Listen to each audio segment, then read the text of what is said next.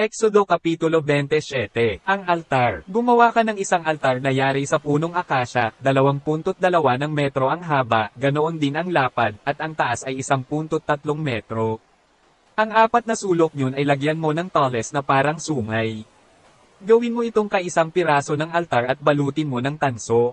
Gumawa ka rin ng mga kagamitang tanso para sa altar, lalagyan ng abo ng sinunog na taba, ng pala, palanggana, malaking tinidor at lalagyan ng apoy. Gumawa ka rin ng parilyang tanso, at ang bawat sulok nito ay kabitan mo ng isang argolyang tanso na siyang bitbitan, at ikabit mo ang parilya sa ilalim ng tuntungan ng altar.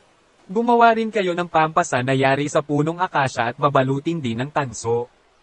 Isuot mo ang mga ito sa mga argolya ng altar kung ito'y kailangang buhatin.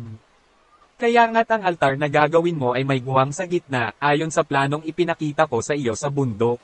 Ang bulwagan ng tabernakulo. Ang tabernakulo ay gawa mo ng bulwagang tatabingan ng mamahaling lino sa paligid. Sa gawing timog ay 45 metro ang haba ng tabing na isasabit sa 20 posteng tanso na nakatindig sa 20 patungang tanso. Pilak naman ang mga kawit ng poste, gayon din ang mga baras na sabaitan. Ang ilalagay sa gawing hilaga ay tulad din ng nasa gawing timog, 45 metro ang haba ng mga tabing na nakasabit sa 20 posteng tanso na nakatindig sa 20 patungang tanso. Pilak naman ang mga kawit ng poste, gayon din ang baras. Sa gawing kanlura naman, 22 metro ang haba ng tabing na isasabit sa 10 posteng nakatindig sa 10 patungan. Ang luwang ng harapan sa gawing silangan ay 22 metro rin. Ang isang tabi ng pintuan nito ay lalagyan ng kurtinang may habang 6.6 na metro na nakasabit sa 3 posteng nakapatong sa 3 tuntungan. Ganoon din sa kabilang gilid, 6.6 na metro ang haba ng kurtinang nakasabit sa 3 posteng may kanya-kanyang tuntungan. Ang kurtina naman sa mismong pinto ay 9 metro ang haba, yari sa kulay asul, kulay ube at pulang lana, pinong lino na maganda ang berda. Isasabit ito sa 4 na posteng nakatuntong sa 4 na patungan.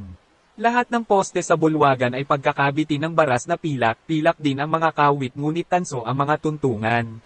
Ang haba ng bulwagan ay 45 metro at 22 metro naman ang luwang.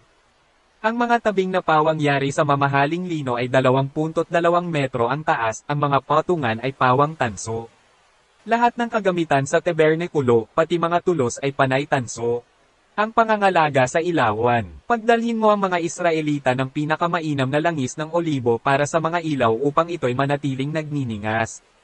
Aalagaan ito ni Aaron at ng kanyang mga anak sa toldang tipanan. Ito'y ilalagay sa labas ng tabing, sa tapat ng kaba ng tipan.